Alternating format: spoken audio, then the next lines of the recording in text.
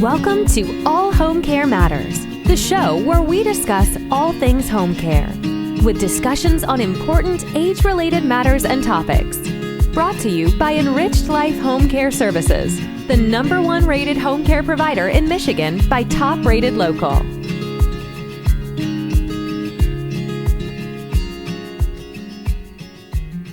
Hello, and welcome back to All Home Care Matters. If this is your first time visiting us here at the show, we want to say thank you for taking time out to be with us today. We appreciate how valuable everyone's time is, and that's why we try and make each episode here at All Home Care Matters something that will hopefully matter to you. Today, we are honored to welcome a remarkable person, friend, and son, Dr. George Ackerman from TogetherForSharon. Welcome, Dr. George. How are you? Thanks. I'm doing good, only because of individuals like you and your organization who inspire me every day. I just want to thank you and the listeners also and viewers for your time today. Absolutely. Well, the feeling is mutual. Is it okay to call you George? Of course. I usually go by Sharon's son, George, but I don't expect you to say that 100 times. George, we've had a couple of just really pleasant and wonderful phone calls prior to the recording today. And when we first met and first spoke, I had said that the work you're doing for your mother as her son, and as a result, the Parkinson's community as a whole has been so just inspiring for myself that I just admire it immensely. I want to start though with the origins of TogetherForSharon and your advocacy work you're doing. Your mother developed Parkinson's, and I'll let you pick it up from there. Yeah, unfortunately, she had it for about 15, 16 years. She passed away about 4 years it's going to be, and we're coming to the holidays, which is really the toughest time.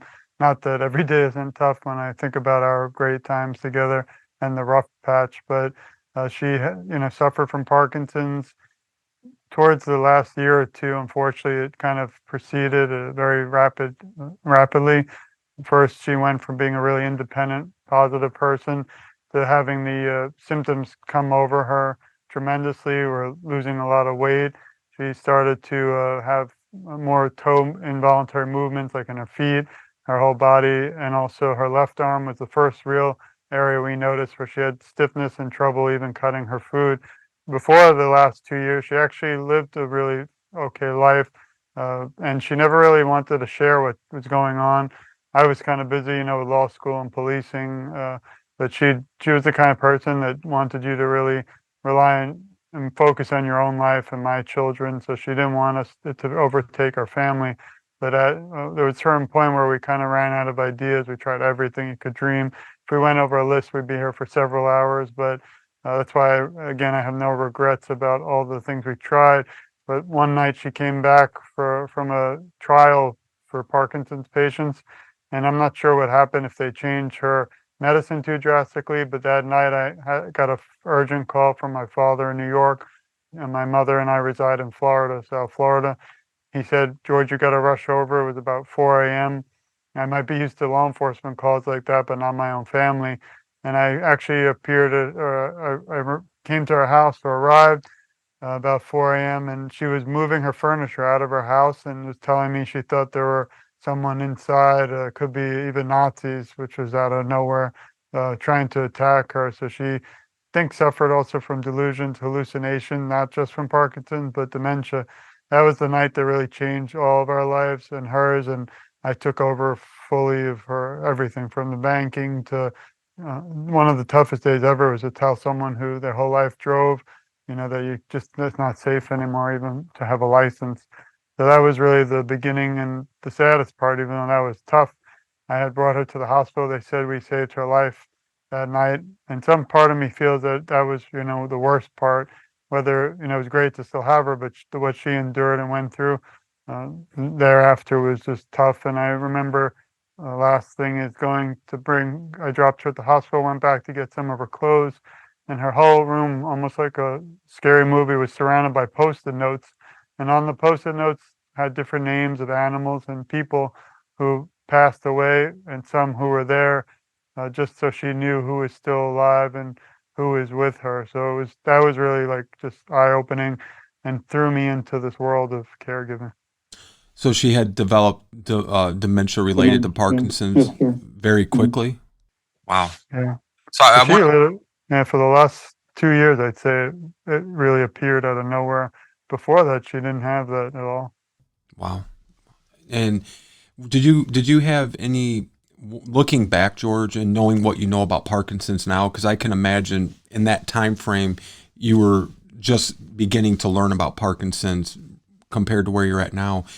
Do you see any other signs or anything that maybe somebody watching or listening to this should be on the lookout for that maybe you didn't realize during that period? Yeah, the toughest answer to that question is every single person, as you know, is unique and different. So my journey and my mother's was so different than every single person. I've been lucky enough, as you know, to speak to some incredible, inspiring people around the world, and hearing each story is just what keeps me going. But doesn't really compare to my mother because she doesn't compare to them. Some people are great candidates for DBS surgery, but she didn't have the shaking out tremors outside. So you might see her and not really even know what was going on. But again, everybody's so different. It's hard. I guess you can say again a little bit of the shaking. They have sometimes the stiffness, rigidness. The big time is really the emotional changes. The physical is the loss of weight drastically. My mother never had any medical issues. She was only 69 when she passed, and just even now talking about it's always still tough. Yeah. Yeah. And I appreciate you sharing it. And I'm assuming one reason or two that you were doing this is one to keep your mother's memory alive, but also to help families who are going through what you went through with your mom. And one thing I really love about your show and all the work you do is this is really more of the side of the caretaker. A lot of the things I do, I've been finding, and we spoke about that in my research, there's not really much, honestly, it could be nothing. There's two things. Number one, that brings caretakers together with people with Parkinson's and really lets them talk, like just even like support. It's really either for caretakers now or people with it's nothing. So I'm actually working on something like that now. And the other thing is there's nothing still, in my opinion, that's out there for, they say bereavement, but someone who lost a loved one due to Parkinson. I looked into a million support groups. I've even attended several. They were amazing, but most of them are for caretakers now living through it. There was even an event I wanted to attend, but I didn't want to take a seat of somebody who was still, fighting it. So I didn't attend, but I find myself loving this program and what you do because you're actually still reaching out to all caretakers. That means the world. But if anyone's listening and really knows of a group or even just support someone who lost a loved one, I'd love to participate. That's the one thing that was surprising. But uh, I was under the impression there were about approximately 1 million people with Parkinson's in the U.S. A few months ago, I discovered, though, that this horrible disease affects people around the world. And I've been lucky enough through the different organizations to meet with over 350 people that either are in organizations or have Parkinson's, or individuals like you are trying to fight this and with awareness. And I have to tell you, like, that's really what keeps me going. When we started TogetherForSharon.com, it was really about my journey as a caretaker, my mother, someone who is with diagnosed. But I found after a few years that it's not about us anymore. It's a bigger thing about the whole, world. And I find that together we're really just, our voices are so much stronger. Absolutely, absolutely. And I know I was reading your story that you had sent over to us, and if it's too difficult to share, that's okay. I wanted to talk about this sentence you put in here where it says, "On that first emergency room visit, I decided to write her a letter that I knew sadly I would end up reading one day, and today is that day." What did you write to your mom in that letter? And if it's personal, we can skip over that question. No, I'm always really honest because there's nothing really to hide. I wish actually I got to find that letter and add it to my site. I didn't. I actually documented her last year of life, video, pictures, and written, but I never shared it because I didn't want her to be remembered like that. We are writing a book currently about our journey, and that's all. I actually kept a journal the whole year of every day, just a few sentences. Some of it I share on social media. Some of it I didn't know if I actually had people who didn't want to see it because they were sad about it. But that's not what this is about. You have to share so that we can medically maybe find research to help. But what I was writing was all the good times that we had. I was trying to still give her hope. She was in hospice long term, which is something, a new approach. It was for a year. Usually you go to hospice, like many know, probably better than me, just for a day or two, but we were actually in it for a year. So what brought that year was just horrible stories and things from, and it was just like every day there was something else, whether we had to have 24/7 care. Then the delusions made her think that someone was harming her. So I had to install video cameras because I'm in law enforcement. I actually, I believe my mother, that nothing was happening, but it was just one thing. One day we thought she had a stroke. One day we thought this. Then she lost a lot of weight. So we put her on diet. That didn't work. And it was just like, again, every day and watching someone so like her whole face and was so alive before this and just watching her kind of falling apart to skinny, like I never could understand. And the last 7 days, again, I'm in Florida. As an attorney, it was really sad that we don't have death with dignity, the act in Florida. They do have it in a few states. And I find we treat our, animals more peacefully than our own loved ones. And this was something that was a disease that, was not going to be recovered. There's no cure. The last 7 days of her life, she just lay there with a heartbeat, but didn't speak, couldn't eat, didn't even acknowledge life. And we didn't even know when she was going to pass. If she, it was just a horrible situation. I just share that not to be sad, or I don't want to leave this, speaking or meeting together, talk with a. I want it to be positive, but that's one of the things that was tough. And I always tell the story. You go to TogetherForSharon.com, you scroll to the bottom, see a little video, just a quick one. My mother's favorite thing when I was a kid, she brought me Manhattan to Broadway. I love Broadway shows, and one of them was Cats, and her favorite song was Memory. We had a music therapy come in. It was hard sometimes because she sometimes didn't want it, but she did it. So a week before she passed, I was able, because I played guitar for 15, 20 years just for fun, and I got to play Memory with the music therapist from my mother. And at the end, and it's all on video, you won't see my mother, you might hear her, but she'll say, she said, "Thank you, I loved it." And that was the last words she actually ever said to us. And I put that up just because it was kind of something for me and her to remember forever. Sure. And when you first discovered that your mom was ill and dealing with this, how long had you been married? It's a good question. I've been married 11, 12 years now. My daughter was about 6. So I'd say just maybe a few years. I don't want to give you the wrong math, That's okay. but That's, that's yeah, yeah. the one thing is, you might be alluding to that, but my wife was my biggest supporter. If it wasn't for her, I had no one. Like, I did feel alone. I didn't know about all those things out there, and that's why I started TogetherForSharon.com. Again, we're not a company, we're not a foundation. I don't want anything from anyone. We get shocking looks and even today I get people who, when we do an interview, I have to say I'm not asking for anything in return, which is kind of sad for me. My biggest thing now is just knowing that there are people out there that have a journey that I don't know about, or they might not want to share. And I understand for people with Parkinson's who might be private, but there are organizations out there that I'm really surprised wouldn't, support everyone more, which is kind of, troubling. But we continue on, we keep fighting. But that's kind of the reason I started. But it's not. I always have to make sure everyone knows it's not a company, not an organization. We do not accept any money at all. So any donations, if you see, we just hit a milestone in 4 years, $10,000 for the American Parkinson's Disease Association. A lot of it was our own family, but my dream is to reach 50,000. I also help support Michael J. Fox Foundation, the Parkinson's Foundation. We do all their walks. Just last Sunday, I think I won a little award, which was really nice because I don't want it or expect it.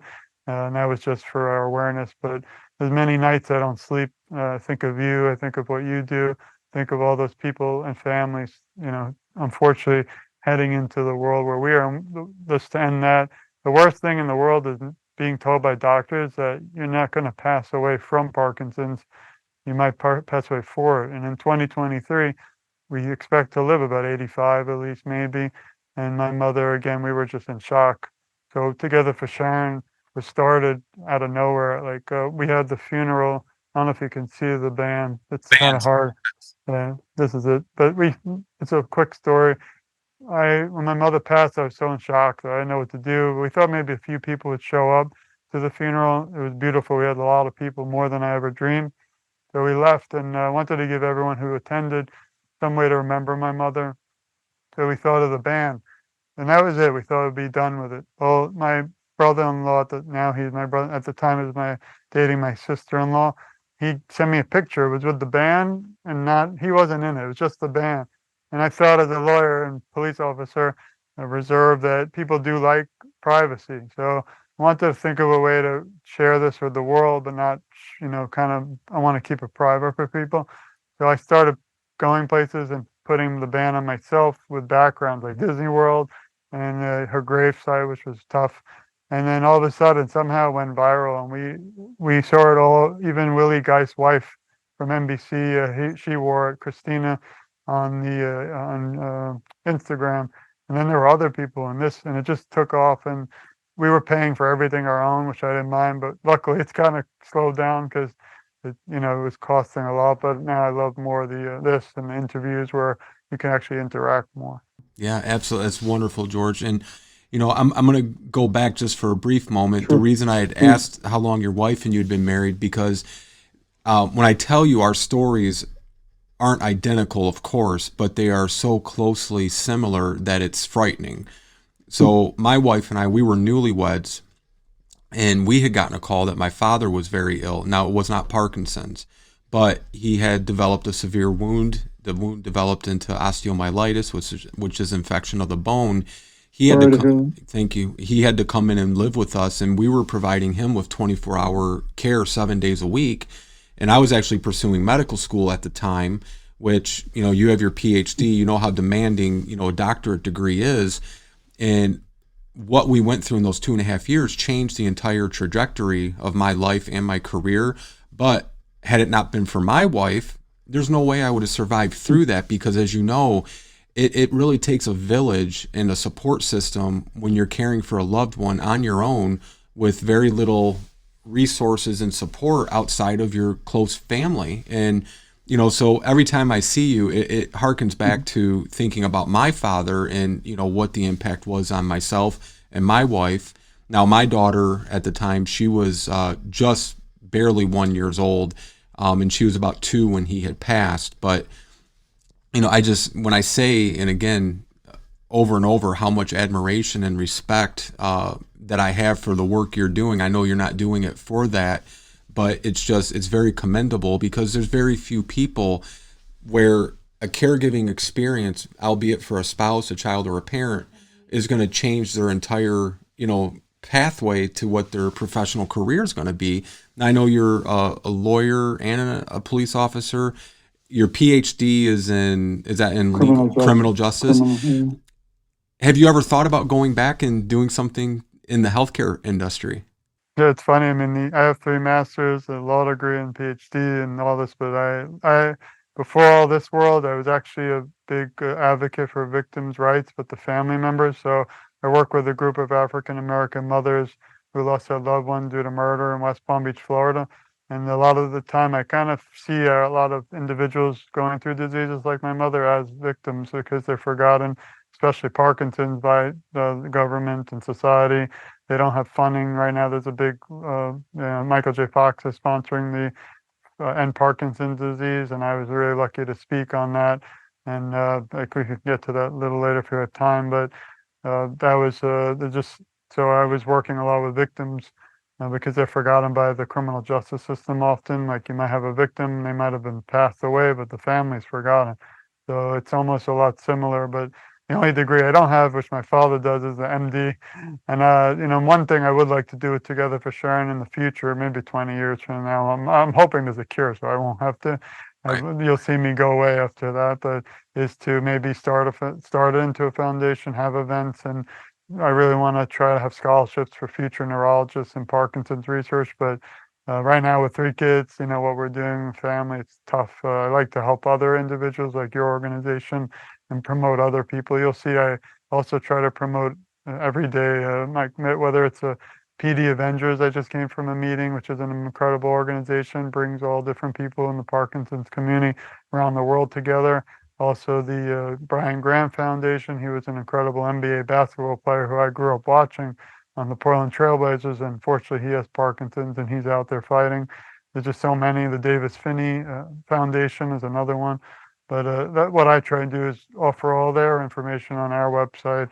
And again, I don't charge anyone. I don't ask. Like, I'm glad we're talking because, when we did your interview together, you probably were wondering, well, who's this guy? What does he want? Maybe in return, because I don't. The sad thing again with awareness is I just don't see others doing that. I also haven't seen any kids. Maybe there's one or two, but I don't see any kids of people lost loved ones out there, with a voice, unfortunately. And it's really surprising because even if it's just a million people, there's millions that have already passed. And where are all those individuals? That's part of the issue. I wish I could reach them all and start another thing, with all the people who lost loved ones. But I think, unfortunately, most people have their life and they have to just get back to it. And I was shocked when the nurse told me when we were caring for my mother that she thought I was a saint. I said, I'm not. I'm just a guy who had a son who loves their mother. She was my best friend.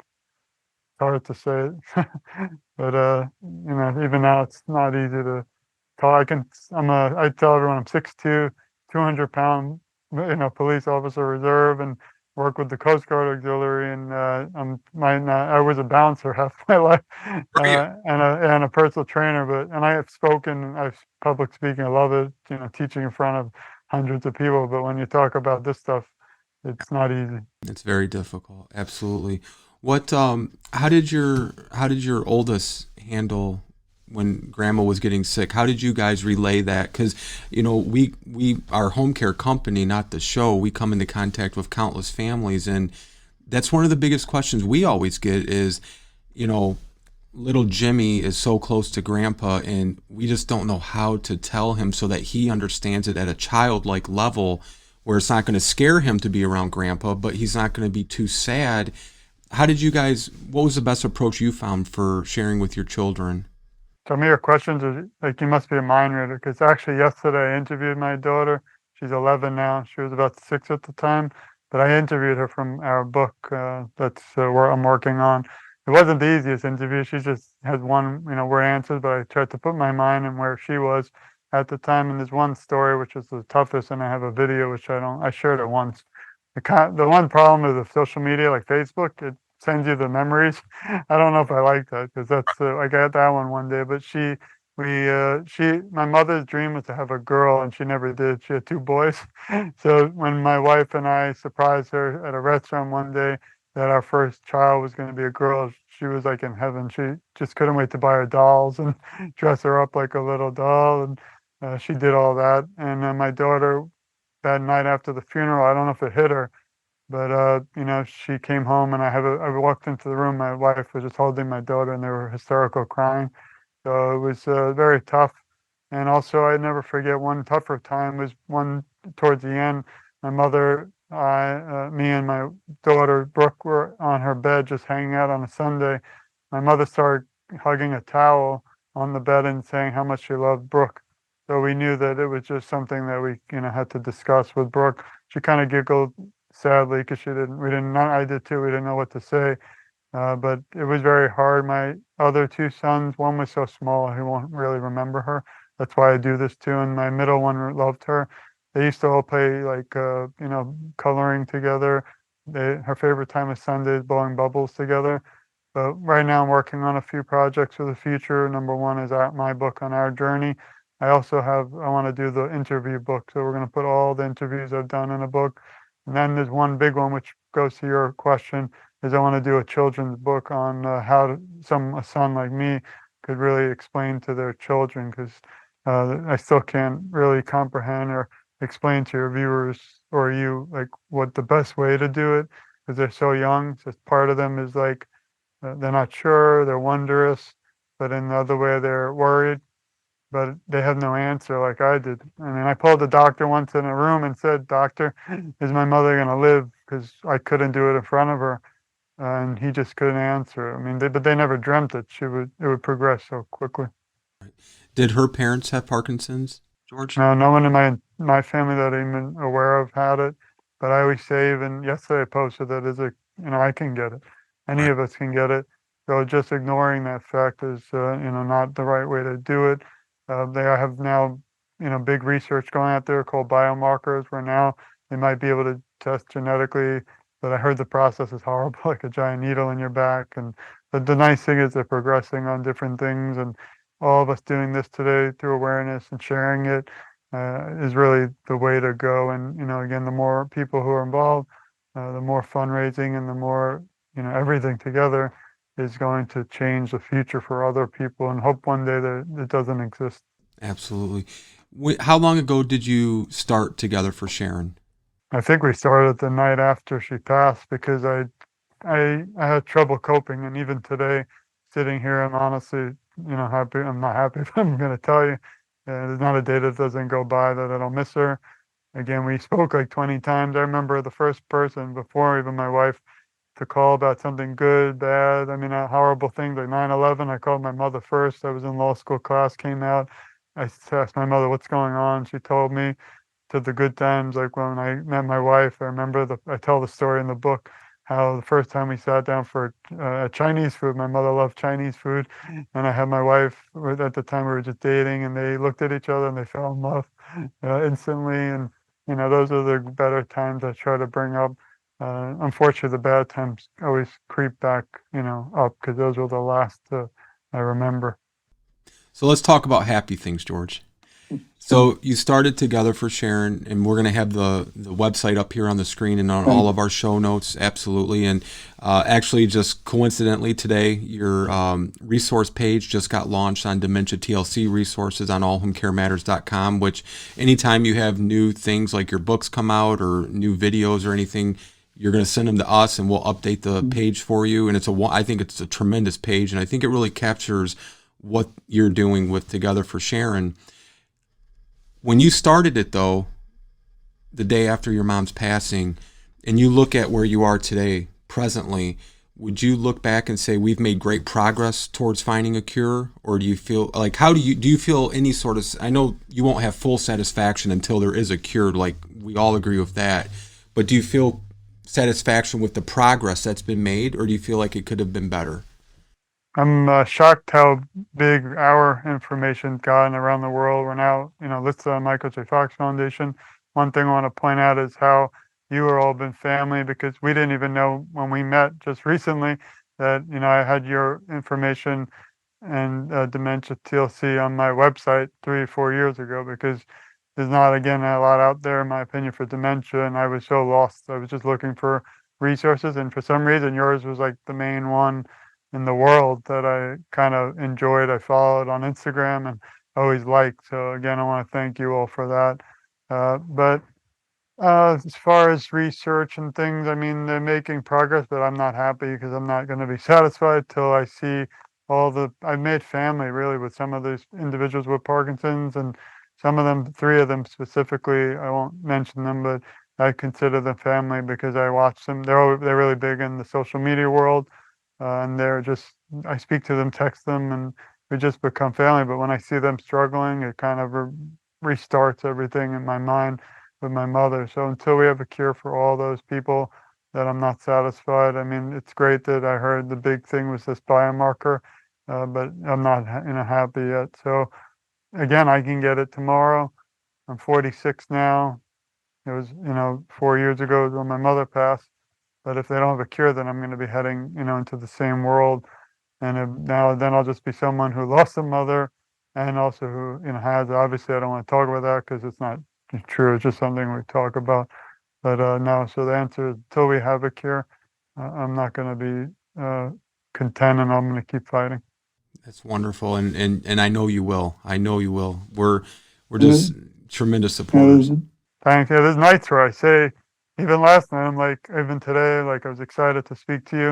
And I said, I'm not posting today. I'm just going to talk to Lance and concentrate. But then so many things came up in meetings, and then new things and I've shared that's already too many times. And I always wonder if I'm sharing too much. And they said you never want to share more than 3 times. I've already blown that. But it's like, there's always something new and exciting.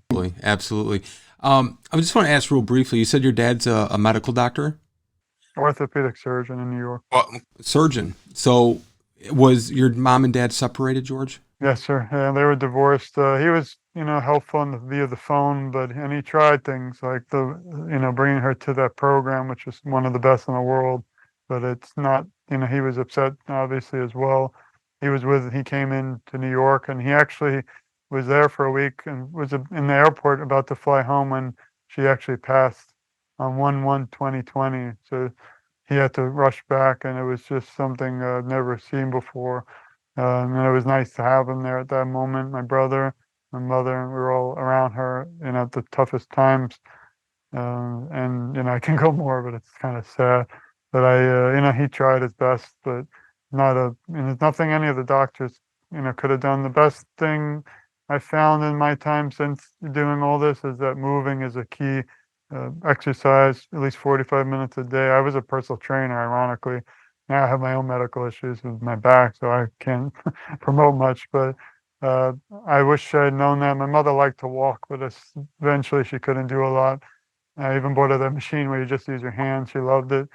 But when you enter hospice, unfortunately, even long term, they don't believe in physical therapy, and that's a whole story for another day. But that was what my mother had hoped. And when they took away the physical therapy, that was when everything went downhill. Because without that, but there was a point where I got to the door one day, and the therapist said, "George, I just can't do it because she can't do it wasn't even just that she couldn't physically do it; she just the delusions, the dementia, he couldn't, help." And that was when it all just went downhill. But you have to move. That's the number one thing. Even some of the Parkinson's Foundation, it's called Moving Day. It's the whole event we have. I have it in April. I'm going to be a part of it again. We went last year. Unfortunately, the weather destroyed the whole day. We're all set up. It was so exciting because you do a lot of virtual things, but nothing like in person. I'm in South Florida, which is a very large elderly population and a big Parkinson's community. But in my true, honest opinion, I don't feel like we have enough. We definitely have a few organizations trying, but live things is maybe 2 walks a year. My alma mater, Florida Atlantic University, is great because they have a whole department where they have programs. I covered them all. Like I used to be a reporter for college and high school newspapers and yearbook, but so I covered them. But even being there was sad because there were only like 6 people. So I shared it just to get more awareness. We can only do so much, but again, there's many nights I don't sleep thinking about what more could I have done. Right, right. Going back to your father just for a moment, what was his reaction to you starting Together for Sharon and what it's become and what you're doing? He must be very proud. Yeah, he's been a great support. He's helped financially too. We don't get to talk a lot about how financially burdensome Parkinson's disease is. Forget about the actual taking care of my mother, whether it's, living, food, shopping, but we also paid $12,000 a month just to have aides because obviously we were her primary caretaker, but there were certain times I had to go home and work too. So we hired individuals just to kind of, I don't want to be rude, but like in a way babysit. But we had to go through several different organizations. We had to fire people. They didn't understand what Parkinson's was. They didn't understand her needs, which was kind of tough because I was sitting there, with my wife trying to figure out ways to navigate her journey, to help her, make her feel comfortable. And at least my wife was incredible. She brought in like a manicure, she brought in a hairstylist. She wanted my mother we had massage therapy, we had all this stuff, but someday she just wasn't up for it. But to try and keep her, because she was sometimes homebound due to the stomach issues, which is also something I always forget to mention, because Parkinson's isn't just something you see, it's also internal, the tremors, the dystonia, also fibromyalgia. I mean, we can continue. Unfortunately, I never heard of these things before I was, thrown in to become a caretaker. But again, these were some of the tougher moments. But he's a great support that way. Unfortunately, he was in New York, so he couldn't, be there. I wish she had, someone to be there, more family 24/7, but it's hard too because as a caretaker, you don't have the answers you want. She's sitting there begging me, "Am I going to be here?" She wants to be here for my daughter's, wedding. What do you tell someone? I just kept hugging her, hoping. And sometimes I was frustrated. Sometimes I was sad. Sometimes I was stressed. Went through everything. Some have regrets still. Yesterday was really nice that the Parkinson's Foundation, they had a speaker, and I've been going to a lot of these events to support them. I don't really speak up much, but it was actually on delusions and hallucinations. And when I was listening, it was literally something that I would have loved when I was going through it, because I even emailed her after. She didn't respond yet. I hope she does, but I was just shocked how every single thing she said was what we went through. Whether it was my mother thought her parents were still there, my great grandparent, they weren't there. When she thought one of my dogs who passed was there, and she was petting him, and it's just tough stuff, tough topics. We even do now. I'm sure you've seen. I have a post that just said tackling tough topics. We started a fireside chat with me. Just a lot. I try to innovate, but I'm all alone, so it's still not easy, because at the end of the day, you want to keep being creative, but it's hard because it's just me. Well, yeah, and anytime we can offer support or be of any assistance in any way, all you got to do is let us know. I want to just go back to your wife for a moment. You and her do a podcast together too, correct? Yeah, thanks for bringing that up. I see everyone like you have such incredible podcasts, so I thought, why not start our own? Heck, so what we decided, and we're actually doing one tomorrow with Mark Millo. He's with the Parkinsons Foundation. Very, very big, in my opinion, in the Parkinson's awareness world. You'll see him on TikTok, and I love him. Like, he's become like family. I'm honored that he'll do our podcast. We've only had 3 or 4. The first one was funny because, again, I'm honest, it was a disaster before. You won't see it because it went great. But we had Deb from Drive Toward a Cure, and I love her because she's just doing some great things in the car world around the world, and it's called Drive Toward a Cure.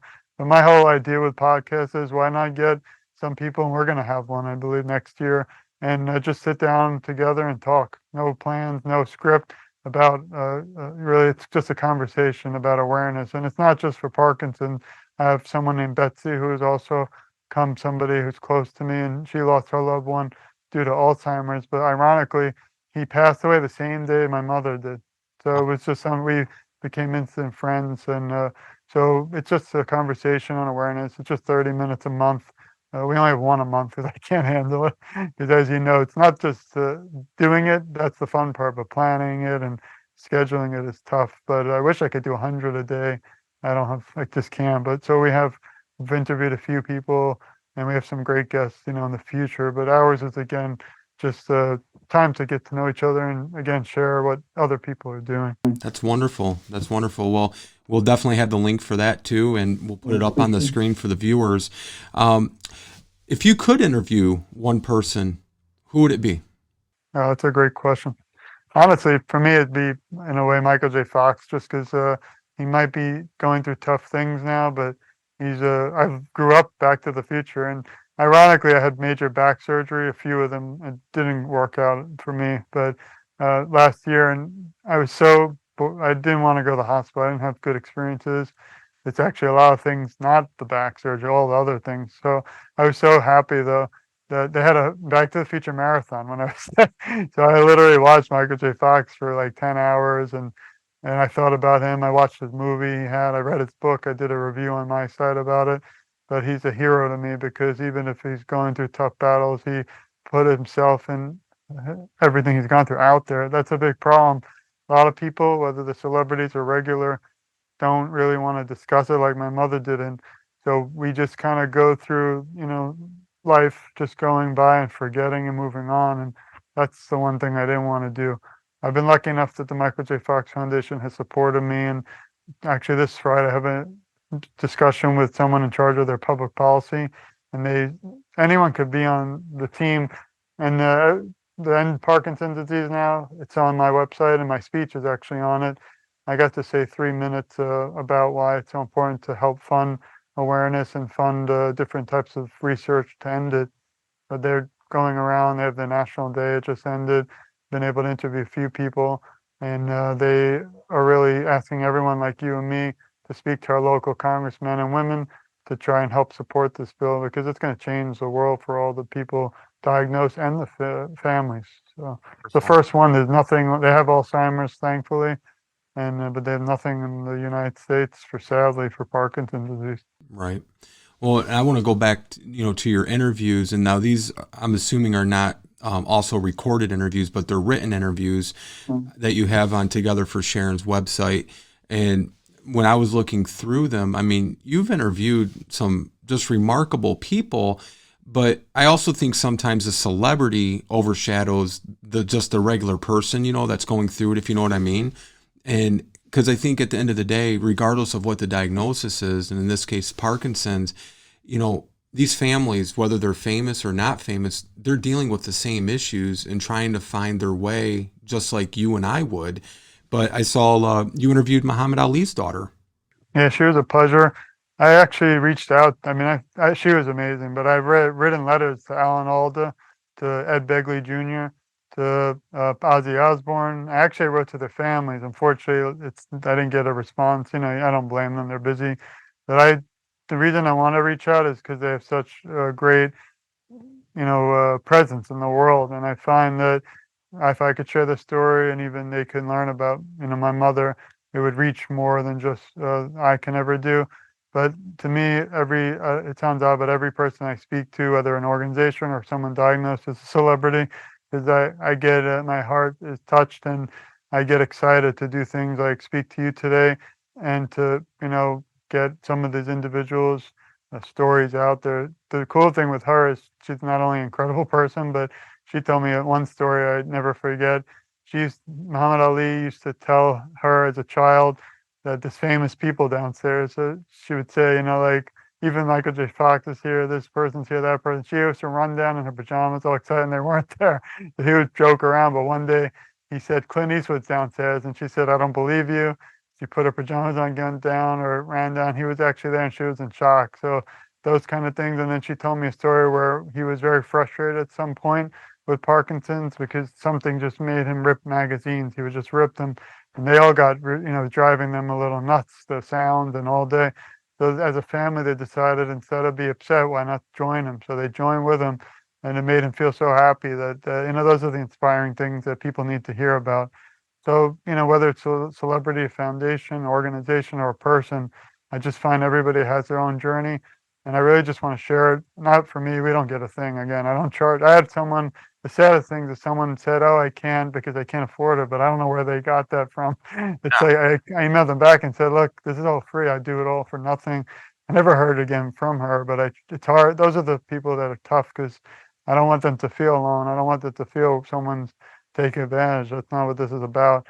But I've been able to reach some incredible people like Tim Hague, who is actually on America's Greatest Race. Larry Gifford, who runs the PD Avengers, a big organ. I had a meeting today there. Just some inspiring people. And I'm not done. I kind of stopped a little between us and between everyone listening because it's just me and I'm burnt out a little. I've done 350 now in 3 months. And the reason I don't do them live is the scheduling, my time. I like the way we do it through email and just touching base after, and I actually don't do the calls much anymore because I think it gives someone the freedom to kind of write their own story. I provide the questions. I use these questions and I try and do similar, but I specifically, as a researcher, put these questions down because I thought they were the most important. And I like all of them to be identical questions because you see different point of views and nothing is ever the same. So again, I kind of cutting back, but now it's funny. I'm sure you get this with the podcast, but I have people writing me and I felt so bad. One said, I see you didn't pick my interview, but it wasn't what it is. It's going to, it takes time. But the thing that I wanted to bring, which is very different, and no offense to all those doing interviews and newspapers and media, I put it up, but what I want to do is just 365 days in a year. I want to start the first day of January, go back to the first one, which was Colleen, who became a good friend of mine. She does fitness, the Rock Steady. She's local, but I want to share every single one again. So I really don't want to go past 365. In a way, just talking makes me think of like a new thing. I might call it 365, but I will tell you though, George, 2024 is a leap year. yeah. Yeah, well, I can't do double. But I mean, I love them and my heart hurts when I don't do them. And I've had some, great ones. I've had some tough ones. I had one that said, this is a different country, said they're not interested, which is fine. It's just, I don't understand. That's the one thing about awareness. We really need to all be together or we're not going to ever, solve this. And when I get one out of a million that says not interested, it's kind of shocking. It's because, again, it takes maybe 3 to 4 minutes, and then the rest of your life you won't hear from me unless you want to. But I'm brought up, raised in Brooklyn, New York. My mother and father taught me to be a good, honest person, ethical. I'm aggressive, but it's always for a loving reason. Again, I feel like if it's like you have in your hands, and if the story or journey slips away, I'm just heartbroken because that person might have met, if we might have met one person, if even this podcast today or our talk reaches one person that now knows that there are people out there that love and support them and don't want anything in return, then we've done our job. And we do walks, like I said earlier. Last Sunday we had one. I was amazed. I love them. And we have a table, and I hand out the bands for free, and we were giving out purple tulips for free. And around us, unfortunately, pharmaceutical companies. I love them all. I don't want to say anything wrong, but they're looking to sell things and get people and tests. We don't want any. So some people are scared to come over, but then they hear what we're doing and see my mother's picture. They come over and they hug us and they cry, and that's why we do what we do. And I don't want them to cry, but they know that there's people out there, that love them and support them. I met one gentleman was in a wheelchair. He was wearing his veteran hat. I thanked him for his service and gave him a hug, and he was just couldn't say much because of Parkinson's kind of took over the speech. But he, it was breathtaking kind of stuff that you don't capture all the time. But at least now, because of your talk or podcast, I can share that. Yeah, absolutely. And you have an open invitation at any time. I just want to close with 2 quick questions, George. And anytime you want to skip the question, that's okay. I don't want to ask anything too sensitive or something that would be upsetting. If your mom was here today and she saw everything you've committed and done over the last several years, what does mom say to George? Yeah, I always tell everyone this actually. She would say, George, stop doing it. I want you to spend your time with your family and your own work. And that's how she was. She was very selfless. I started doing some posts. I looked up on websites, some words that some people, poems for their mothers, took all the words and made my own little movie type posts. So you'll see them coming out. But one the other day was, dedication and sacrifice was a big word. My mother, I'm only the man who I am today and the person I am, and whatever I do to give back to the community is because she sacrificed. She was a independent, single woman because my parents got divorced. I was about, 14, but she never ever showed the bad side. She always was strong. She always pushed forward, and she literally, gave up. She had a master's in psychology, was a school teacher. She gave it all up so my father could go to medical school, and she gave up a lot so I can, be where I'm at today, whether it's law school, the police. She never wanted me to be a cop or go through that. That was a struggle. And sadly, she passed in 1/1/2020, but luckily she missed, all the turmoil in the United States and also now what's happening with Israel. She also missed COVID, which would have, I think, ended everything for her because the paranoia from the delusions, hallucinations wouldn't have been good. So, those are the types of things. But again, I think she would have said, don't do any of it and spend time with your family. I mean, there's nights I don't see my kids and my wife because whether it's work or advocacy. I mean, our big thing now is I had that surgery. So I'm a big basketball NBA fan, and it wasn't NBA season wasn't on. And we were just looking for shows. And some reason we discovered Survivor, and I never watched it before. And this is probably something embarrassing, but I want to share. We actually have sat now for the last year and watched all 35 seasons. We're like binge watching, and we still have a few left, but I'm going to be sad when it's over. But I'm only saying that story because, I miss things in life. They pass by, even, holidays and things, but something, that's never going to leave is, our memories. And if we share them, we talk about them, it's helping me cope still, even sitting here. And again, I'm grateful to meet you, to know you, even for many years, even though we never knew each other. And it's crazy how people's paths cross, but, you might never realize it. Yeah, absolutely. Well, the feeling's mutual, George, 100%. And my last question I want to ask you for today, we're going to be staying in contact, hopefully regularly, but let's just say and pretend we don't talk for the next 5 years and we cross paths. Where is Together for Sharon and the work you're doing at that point 5 years from now? hopefully it's shut down because we found a cure. It'll still be there. But my big plan now are, and the problem is, time. There's just not enough time. Like we could go to kids, soccer games, or my daughter's not 10, they're growing. It's scary seeing your kids, like, they're here now. I'm 6'2", luckily, but my wife, my daughter's almost 11. She's 11. She's almost at her height.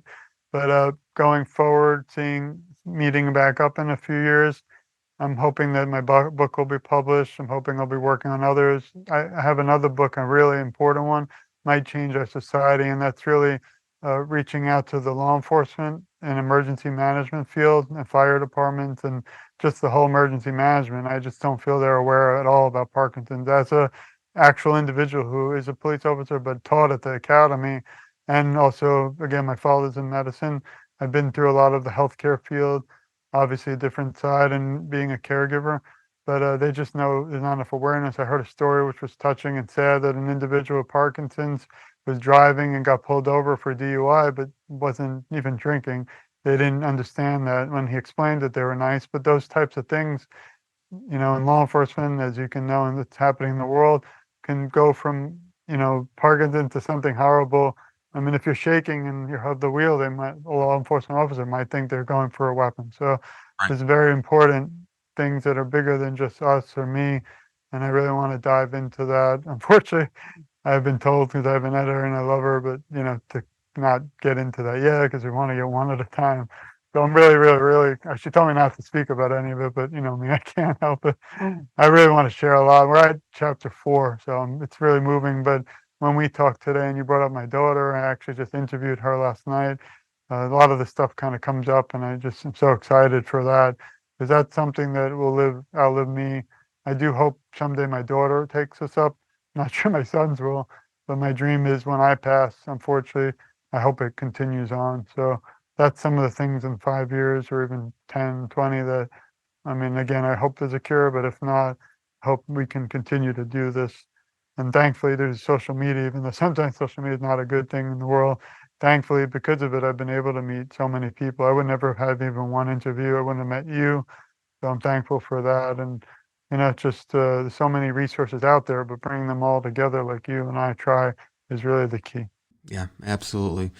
Well, Dr. George Ackerman, my friend and Sharon's son, thank you so very much for your time today and for your friendship and for the incredible work and advocacy that you and your family are doing in honor of your mother and for a cure for Parkinson's. And I'm sure we'll be talking again in the future. Thank you again, and to your viewers and everything you all do. It just drives me to keep going. And like I said, I was just so excited to know we're going to finally get to talk. Might do a lot of things live and in person, but it means more a little bit because, again, we're family in this. So just want to thank you again, thank everyone. And like I always say, it might be just one son and one caretaker, one person who lost a loved one, but our voices are so much stronger together. So thank you again. Absolutely. Thank you, George. Have a great day. Thank you for joining us today here at All Home Care Matters. All Home Care Matters is here to help families as they navigate these long-term care issues. We invite you to visit us at allhomecarematters.com, where there's a private, secure, fillable form where you can give us feedback, show ideas, or if you have questions. Every form is read and responded to. And remember, you can listen to the show on any of your favorite podcast streaming platforms or watch the show on our official YouTube channel. Just make sure you hit that subscribe button so that you never miss an episode. We'd also like to say thank you again to Dr. George Ackerman, the son of Sharon and the founder of TogetherForSharon. We look forward to seeing you next time here at All Home Care Matters. Thank you for joining us today. We look forward to you joining us again on another episode of All Home Care Matters. To learn more about the show and to connect with us, visit us at allhomecarematters.com.